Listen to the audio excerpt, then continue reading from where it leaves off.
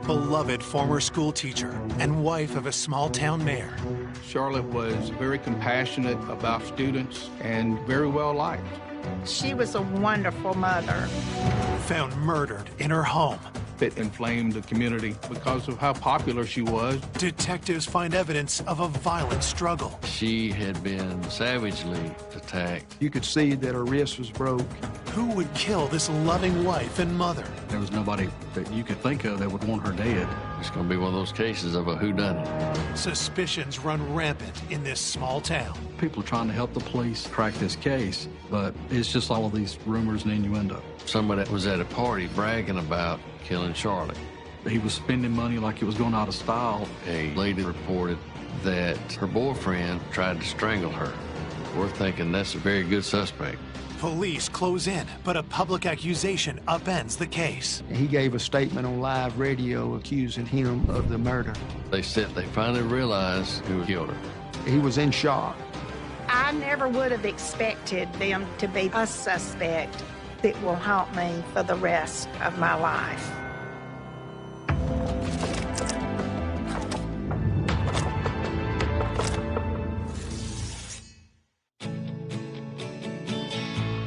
Lynette, Alabama, a small family-oriented town in the heart of the Deep South. Lynette was a mill town. It sits right on the banks of the Chattahoochee River, one of Alabama's major waterways. I always felt safe when I was there. Some people would leave their homes unlocked. But we just never had any crime there. Lynette is a very tight-knit area. Everybody knows everybody here.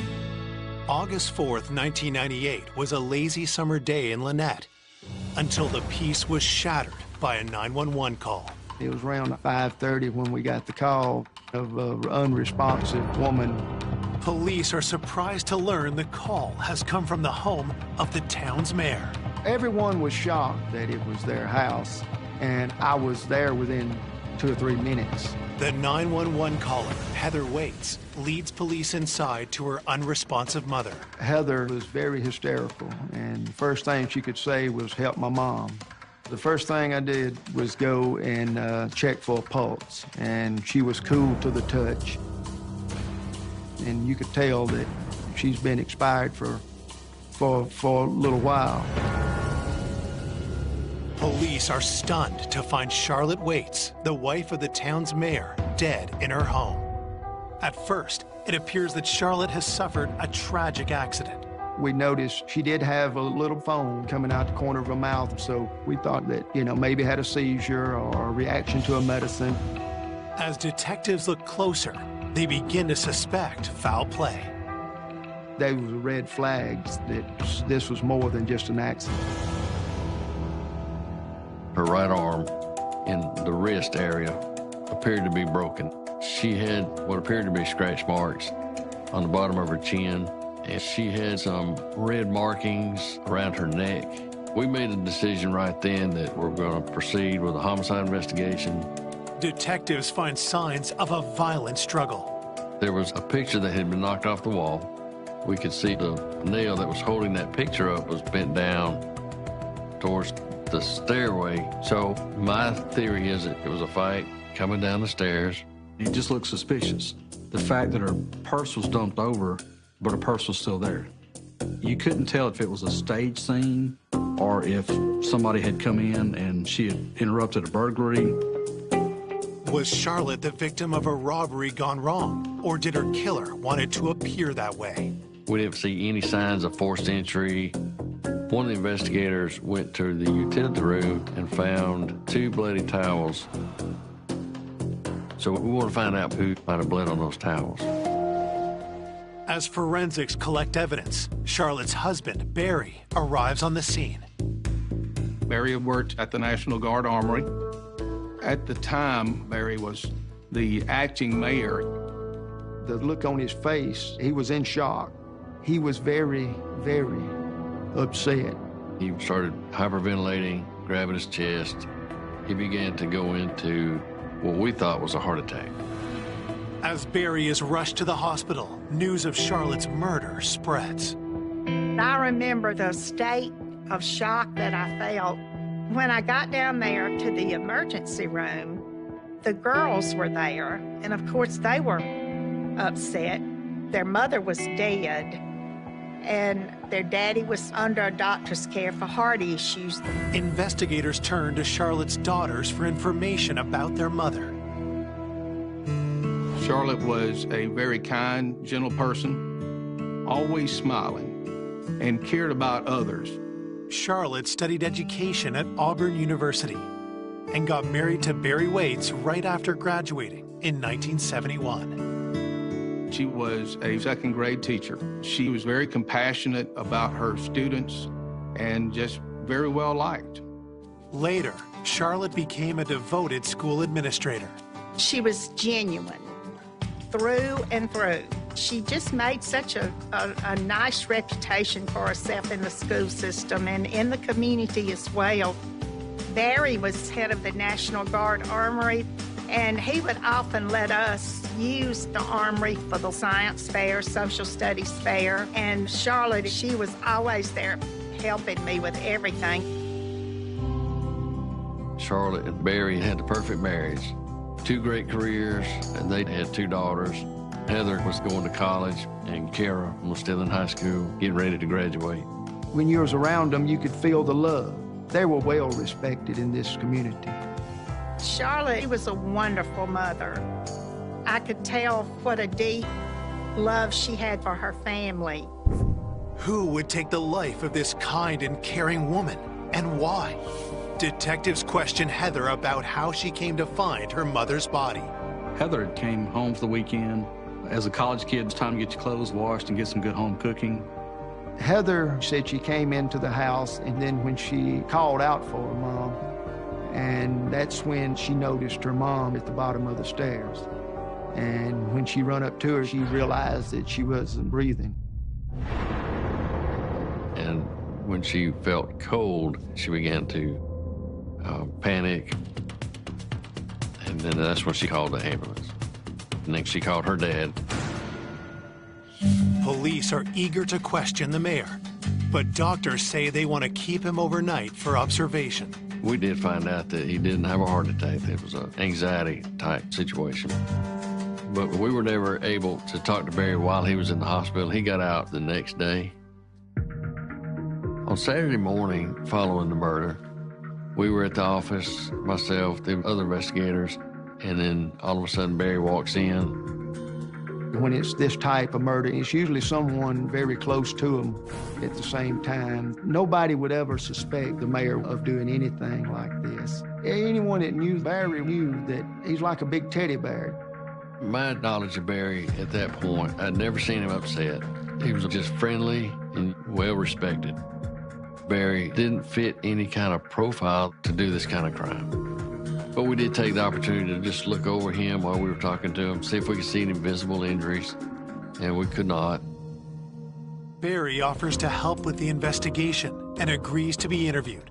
Detectives ask him for his whereabouts the previous day. He told us that the morning he had gone to the armory, just had a normal day. Around 11 or so, he left the armory and gone by the barbershop. He said it was full, so he went back to work the rest of the day until he received a phone call from his daughter telling him that she had found her mother. So he rushed home. Investigators hope to verify the mayor's alibi, but they haven't established a clear timeline for Charlotte's murder. The first day of business after the homicide, the only thing we had was a victim in a neighborhood that these things don't happen. It's going to be one of those cases of a whodunit. Nobody disliked Miss Waits, and there was definitely nobody that you could think of that would want her dead. As fear grips the town of Lynette, suspicion starts to fall on someone close to Charlotte's daughter. Through talking to family, we had learned that Kara was dating a boy that her parents really didn't like because he was living a rough life, hand to mouth. Barry and Charlotte both told her that she was not going to see him. And then, of course, they learned that she was seeing him behind their back. At the time of the murder, Kara was still in high school and she was pregnant. I believe that Charlotte knew that Kara was pregnant. Investigators wonder if there had been a deadly confrontation between Charlotte and her daughter's lover. People have been killed for less. Maybe he thought, hey, I want to see your daughter, you're not letting me, so you're going to pay for it. Coming up, the list of suspects grows. People start calling the tip lines or saying, well, so-and-so told me so-and-so.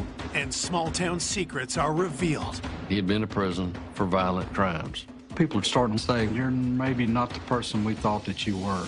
Then, new evidence stuns investigators. He's got a money issue, and that's a flag. But the prints did not match.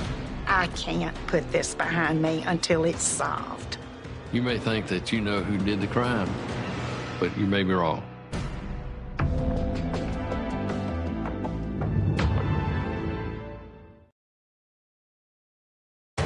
Just 24 hours into the investigation of Charlotte Waite's murder, police have their first suspect.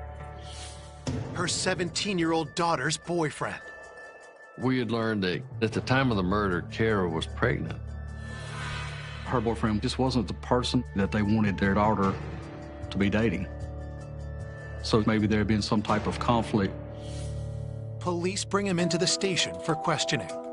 He told us that he knew that Barry and Charlotte didn't like him, but he said that the day of the murder, he was working with a grass cutting crew somewhere. We were able to go to the person that he was working for that day, and they verified his whereabouts through the entire day of the murder. With Kara's boyfriend looking unlikely as the killer, detectives take a closer look at Kara. The day of the murder of Kara, we determined that she was at work babysitting. Then we started looking at Heather. We were able to show that she was at Auburn University. She had actually left 20, 30 minutes prior to finding her mother. We eliminated her. It's been less than 2 days since Charlotte Waits was found dead, and the investigation is under intense scrutiny from the public and the media. We did have a lot of pressure put on us from the beginning because it's the mayor's wife. He's a pillar of the community, and she's a pillar of the community. With this case being such a high-profile nature, there was a lot of eyes looking at us. I was the host of the morning show on WRLD radio. We were getting calls from people all over the county. I knew Charlotte's family real well. There was so much speculation at the time. Under the close watch of the media, police turn their attention back to the mayor's alibi. On any homicide, when your victim is married, you will start inside and then you work your way out. We wanted to find out the timeline of his whereabouts to eliminate him as being a suspect. Barry claims that on the day of the murder, he left work around 11:30 a.m. to run an errand, then returned. Barry said that once he got back to the armory, that he sent a fax to his commander. We traveled to Birmingham to verify who he sent the fax to, and it showed us that Barry got back to the armory at the time that he said he did. Police confirm Barry's fax receipt has a 12:30 p.m. timestamp, but investigators still don't know the exact time of Charlotte's murder. While they wait for the autopsy results, they hope Charlotte's coworkers can help provide the answer. The people that Charlotte worked with told us that Charlotte had gotten to work that morning, and that afternoon they were having a baby shower for one of her coworkers. They told us that she left around 11 or so. And she comes home to get fixed up to go out to the little baby shower. They told us that they were getting ready to order out lunch and try to get in touch with her to find out what she wanted. Couldn't get an answer. No one saw Charlotte again until Heather discovered her body nearly 6 hours later. Our office was horrified. We just couldn't wrap our minds around the fact that our little ray of sunshine was dead. Sergeant Richard Carter was asking us a lot of questions, like, did Charlotte and Barry get along? Charlotte and Barry were always teasing with each other, and he was always being silly and funny, and she would roll her eyes at him, and they didn't appear to have any problems. We said what a wonderful husband he had been and what a good daddy. Investigators hope to get more information about Barry and Charlotte's relationship from their daughters. We want to find out more about the dynamics of the family. But when the daughters realized that we were looking at their father as the suspect, they became upset with us. So they broke contact, and we've lost contact with them. When we were speaking to her friends and her family, nobody could provide anyone who could have a reason to kill Charlotte. Hitting dead ends, investigators dig deeper and begin to look beyond Charlotte's immediate family. They request an interview with her brother, Gene. Gene said he loved his sister tremendously, and her entire family. He talked about him and Barry being like brothers. Then, Gene reveals a key piece of information. Charlotte had an uncle that had passed away. Written into the inheritance, Charlotte got 50%. And we're talking several hundred acres here, which is worth a good bit of money. At this time, they're starting to build auto manufacturing areas here, and you can get lots of money for selling land or land rights. Gene tells police that the inheritance caused problems in the extended family. There was this cousin who felt like he deserved part of that estate. So he was contesting the will. I've actually had to try murder cases where people have shot each other over property lines, and that's nothing compared to thousands and thousands of dollars worth of property. And so you've got heightened tension. Gene also tells investigators that Charlotte was due to meet her attorney about the inheritance on the day she was killed. We don't believe in coincidence that on the day she was supposed to have a meeting with an attorney is the day that she was murdered. And at that point, Charlotte's cousin became suspect number one.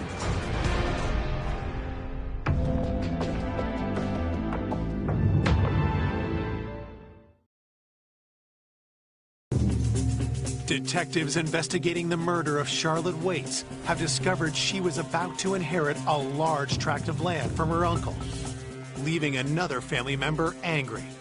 Charlotte's cousin, Wayne Rice, felt that he was entitled to part of it. And we're talking a substantial good bit of property. She did not like conflict. And the day of the murder, she was supposed to have a meeting with an attorney. Of course, she never made the meeting. Detectives want to know if Wayne went to Charlotte's home to confront her before the meeting. Maybe he thought if she was eliminated, he would have more opportunity for him to get more money out of it. When we contacted Wayne, he agreed to meet with us, but not without his attorney present.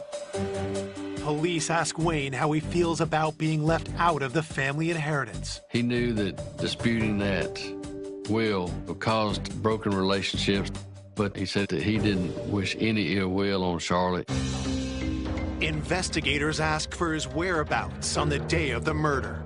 Wayne had told us that he had gone to work early that morning. He'd gotten off work, gone home. We wanted to find out, did he have any opportunity to come to Lynette, commit the murder, and leave with nobody seeing him. We talked to 3 of his co-workers, and they confirmed that he never left, didn't even leave for lunch. With Wayne ruled out, police go back to the drawing board. Once we were able to eliminate Wayne, we were kind of left, again, at point A.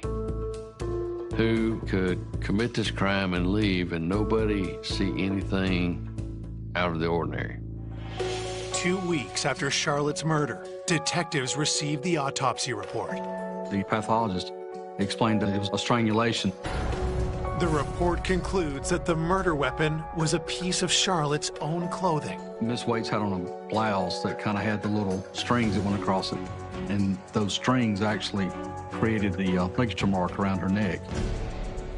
And we were pulled from behind. The autopsy also confirms that Charlotte suffered other injuries in the attack. She was thrown to the floor in such a violent manner that she suffered a dislocated wrist and the head injury that by itself could have killed her. And the report suggests that Charlotte was struck in the face. The doctor felt like she was punched, which could have subdued her. The blood on the towels found at the scene is identified as Charlotte's. The bloody towels were kind of stuck down in the bottom and covered up, like somebody was trying to hide them. I would have to describe the last few minutes of Charlotte's life as complete terror. She had been savagely attacked. Police receive the crime scene fingerprint analysis and discover a print that doesn't belong. We get the fingerprint report back, and then there's some unidentified fingerprints. We can't put a suspect with those fingerprints. Police run the prints through the Alabama State database, but it doesn't produce a match. This is so frustrating because you owe it to the victim's family to go make that arrest and always hoping that we're going to get that silver bullet that's going to put it all together, and you never get it. Then, just a few days later, a local report of a violent assault draws detectives' attention. Our patrol guys got a call one night to a residence in regards to a lady that called and reported that her boyfriend, Rodney Borum, tried to strangle her. When the officer wrote up the report, he said, "This looks awfully familiar to the case that you're working on." Detectives interview the victim and are struck by the similarities in the attack. She reported to the police officers that her boyfriend attacked her from behind, tried to strangle her, but she was able to get away from him. We knew Miss Waits had been choked from behind, so you have to look at that. Is this an isolated case or an ongoing pattern of violent attacks? We realized that he had actually had a pretty extensive criminal history from another state. He had been to prison numerous times for violent type crimes. So we were extremely interested in Rodney. Police obtain Rodney's prints from the Georgia State database. We sent those off to the crime lab to compare with the prints that were lifted at the crime scene.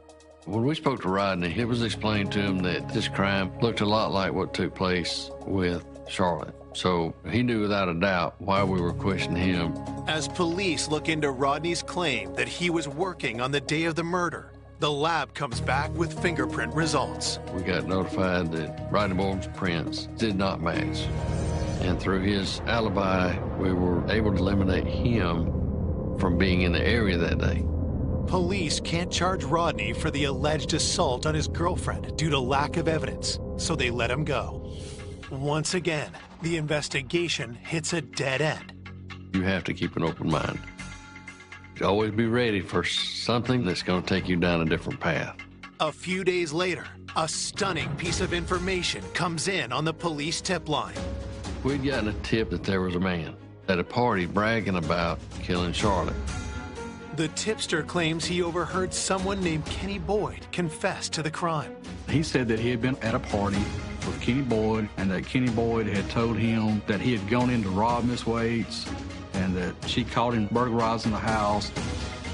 We thought this is what we needed. This is the tip that we need that's going to get us where we need to be. When police go to locate Kenny, they don't have to look very far. When we went and found him, he was inside our county jail.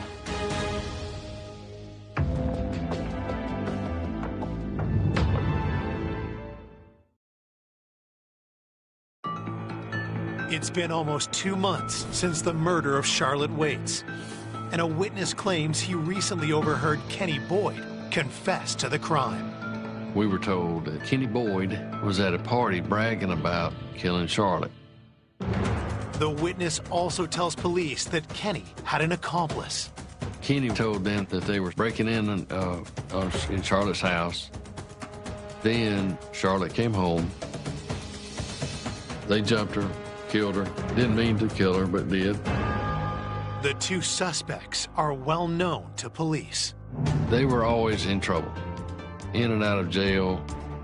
Detectives head to Lynette County Jail, where Kenny has been in custody for several days on an unrelated charge. We got inside the jail, sat down in a cell, began interviewing Kenny Boyd. He said he didn't know her, and he said he did not commit the murder. He said, I don't even know where they live, but we want to find out what it was he did that day. Kenny begins to tell us that they are out going to a local store, stealing cigarettes, and then they're going into a different part of town selling them for crack. Detectives are skeptical of the account and want to hear what Kenny's partner in crime has to say. We find out that the other suspect's in prison in Georgia. So we traveled into Georgia, and he tells us basically the same story. He says, yeah, we were stealing cigarettes. With identical stories from two suspects, investigators look to confirm their alibi. To verify his alibi, the only thing we can do is go to the store that he said that they were stealing cigarettes from. Police search the store's security footage for proof the men were there. At the time of the murder, it was documented on video that they are inside that store that he said they were in. It was very frustrating. You may think that you know who did the crime, but you may be wrong. Later on, we found out the guy that had called the tip line on Kenny Boyd just basically didn't like Mr. Boyd. Police are increasingly concerned that the tip line may be doing more harm than good. That's the thing about a small town, and everybody knows everybody, and people start calling the tip line saying, well, so-and-so told me so-and-so. Through this entire case, we would continually get tips. At times we felt like they were good tips, credible. Other times we knew that they were just trying to meddle in the case. The hardest thing was all the different rabbit trails that we kept having to go down because every single tip that we got, we had to chase it. That's slowing the investigation down to a crawl because at a trial, you've got to prove beyond a reasonable doubt that somebody committed this crime. And to do that, you got to disprove all of these bad tips and the rumors and innuendo. With the investigation at a standstill, the public is increasingly angry that no arrest has been made in the 6 months since Charlotte's murder. The people in this community were frightened. Any murder in a small town, people here know everybody, so you got a lot of pressure when you got a case like this. The fact that Charlotte was so well known inflamed the community. I think there was a lot of angst because of how popular she was and how gentle she was. My heart still ached. It was awful. I would go to her grave and wonder if your murderer comes here and looks. And at this grave, she was my dear friend. And I can't put this behind me until it's solved.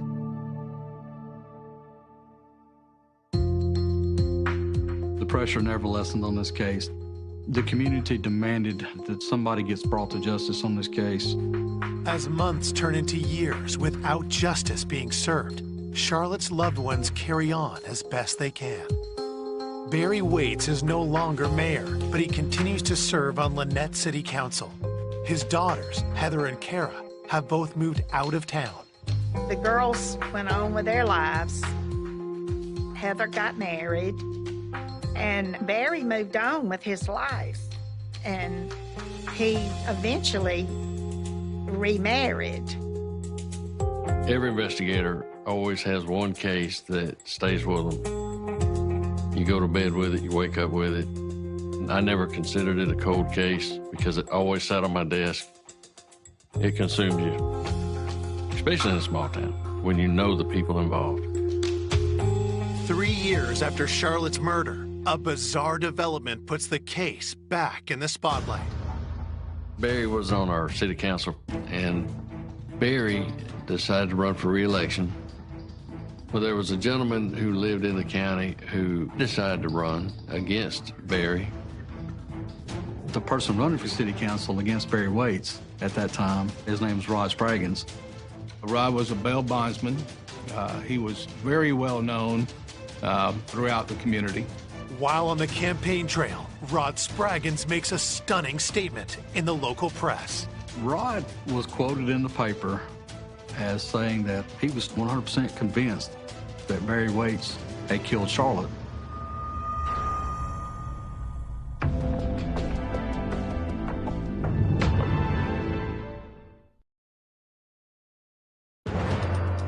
Three years after the murder of Charlotte Waits, Rod Spraggins has publicly declared that he knows who killed her. Rod said Charlotte came to me in a dream and told me that Barry's the one that killed her.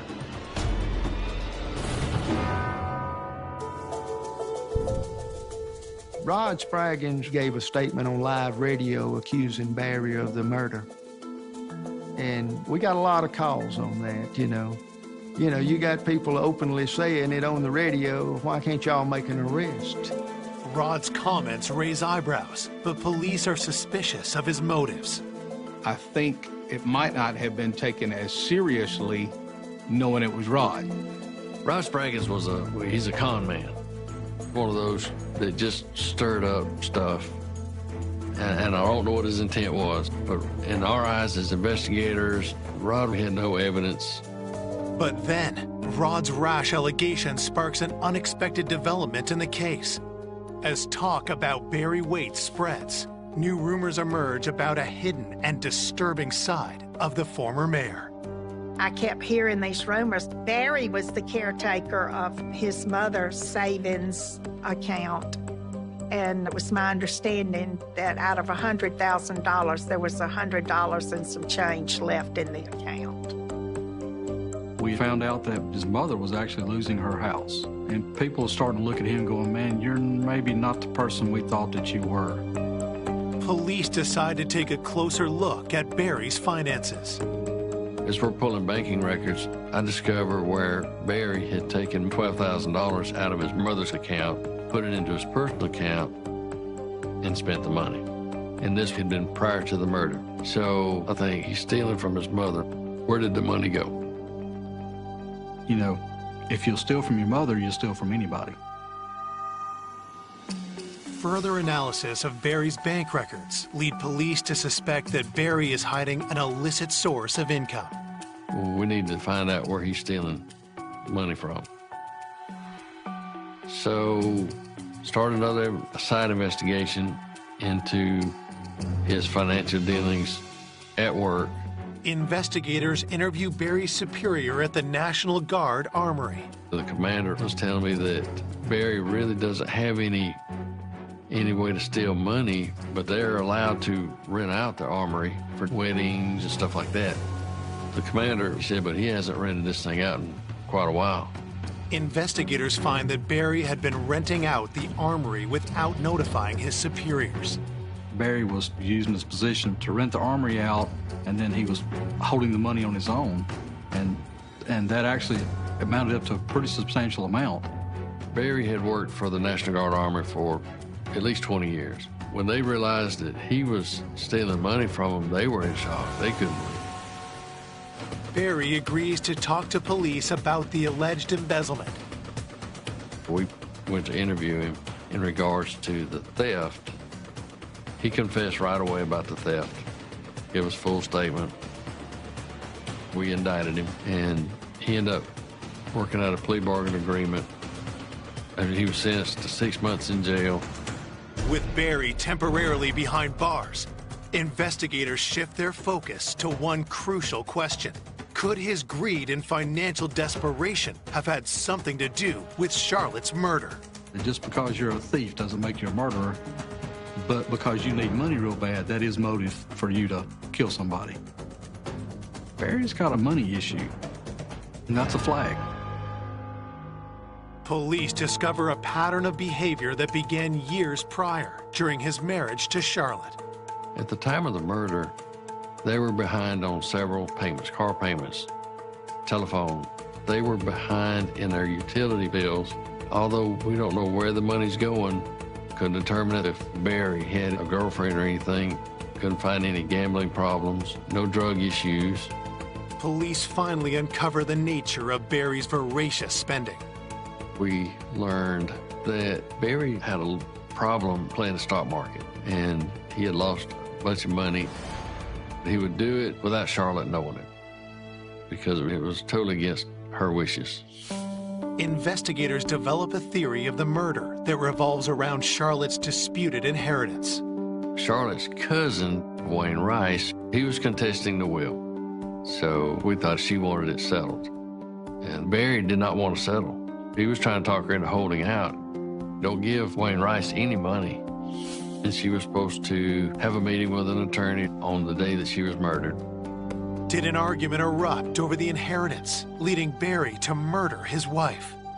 I never would have expected Barry to be the suspect in Charlotte's death. Now, later, doubts began to cloud my mind. Money had to be a factor in this murder case. I never felt like he went home to kill her that day. I think it was a fight, and I felt that if I could ever get him to talk to me again, I could get a confession from him. Police ask Barry for another interview. He agrees. I told him our goal was to continue to work on his wife's murder case, but we needed to talk to him some more. He asked me, can I call my wife? And the state investigator told him the only person you can call is your attorney. Well, that pissed him off. So he said, fine, let me talk to my attorney. So ruined any chance we had of a confession. Once again, the investigation goes cold. There was some angst in the community. We don't want an unsolved murder. We want closure to this case. And I don't think it was ever a case where the police didn't want to bring this to trial. I think it just took time to put a puzzle together. Police are stunned when nearly 5 years after Charlotte's murder, a pair of unexpected witnesses come forward. Barry's daughters, they went to the DA's office to their crime victims advocate. After refusing to speak with police for years, Heather and Kara provide investigators with explosive new information. And then finally, after so many years, they were ready to offer what they could to find justice for their mother.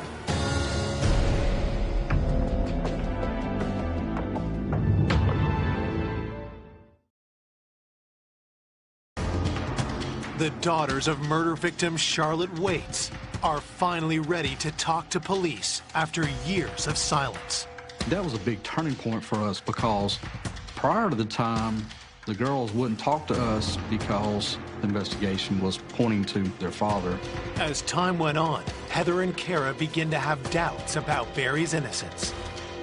When Heather and Kara came forward, they began to tell investigators about their dad stealing money from them. The women provide a detailed account of how their father had left them penniless. Because of Barry being a suspect in his wife's murder, the insurance company would never pay her death benefit. At some point, he was able to convince the insurance company to leave the money to the daughters. At that point, Barry made his daughters an offer for Charlotte's inherited property. He said, if you'll give me that insurance money, I will give you the land. So they give their dad the money. But when the land dispute settled, he signed over the property to his new wife and left his daughters out to dry.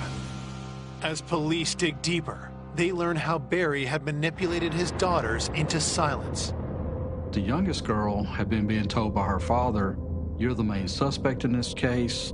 You can't talk to the police because everybody in this town believes that you killed your mother. Detectives also find out that Barry tried to throw police off his trail by providing false tips. He's been submitting Kara's name, submitting the boyfriend's name, throwing red herrings at us. You're making us chase down rabbit holes. Now they've learned what kind of person their dad is, and they said they finally realized that their dad killed their mother. With the women offering to testify against their father, the district attorney reviews the evidence and decides to prosecute the case. The day that we were able to have that warrant served, it was a good day. Barry is charged with the first-degree murder of his wife of over 2 decades, Charlotte Waits.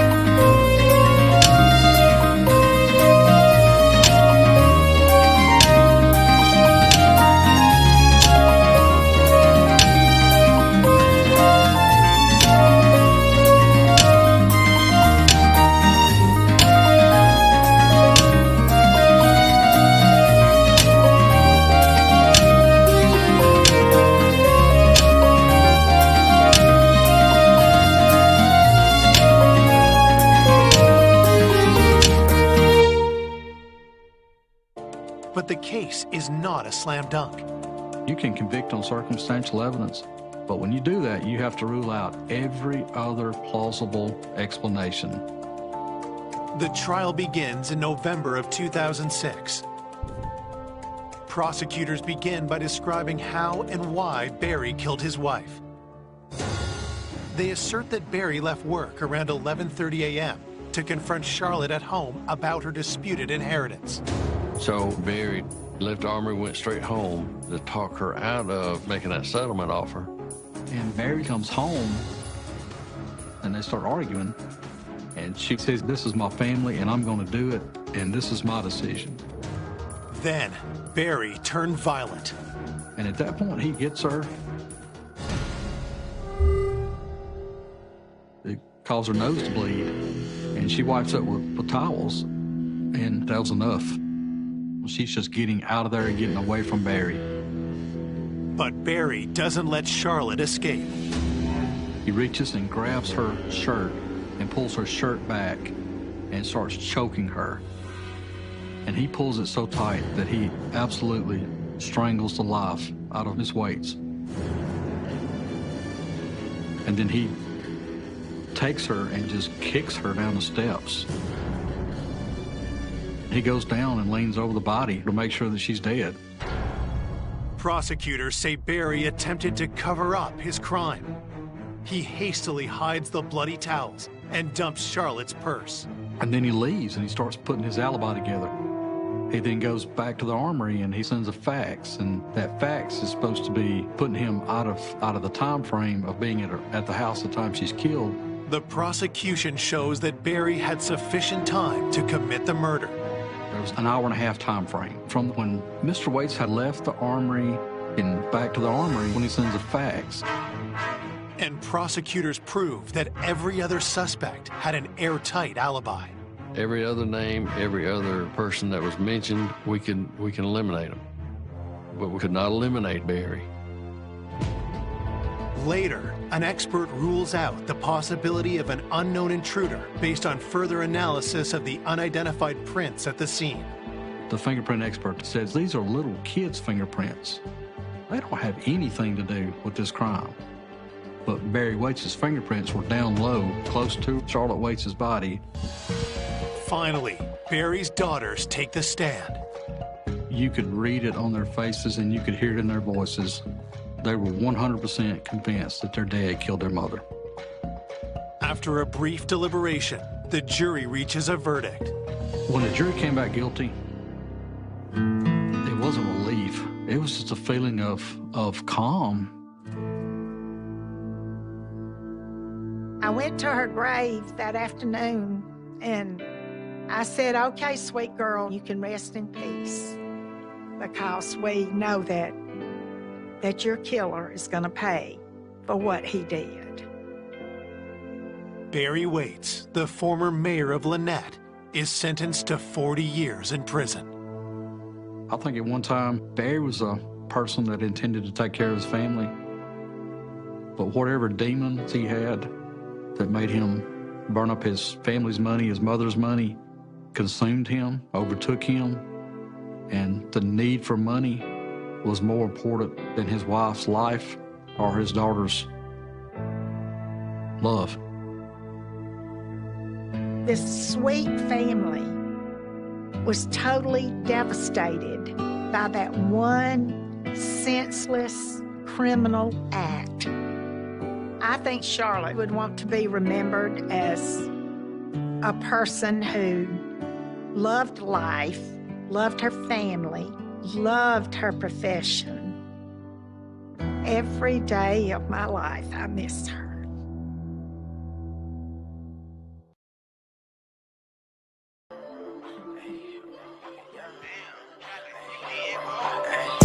Bring a nigga from the 9-1, switch that over, that's the down. I was at the West Coast, now I'm in the East Coast. Saw you when I